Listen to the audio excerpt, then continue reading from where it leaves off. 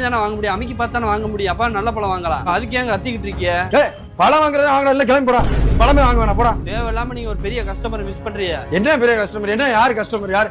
வியாபாரியோ? I am fine. போடா, நிக்காத கண்ணு முன்னாடி.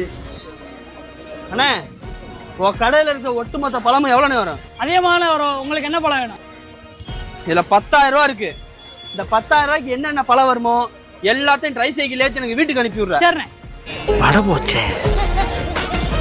மாப்பிள, நம்ம வீட்டுக்கு எதுவும் பழம் வண்டி எதுவும் வந்துச்சா? ஆமா, ட்ரை சைக்கிள் நிறைய பணம் ஏத்திட்டு வீட்டு அட்ரஸ் கேட்டு வந்தாங்க. நான் தான் சொல்லி அனுப்பிச்சு விட்டேன். சரி.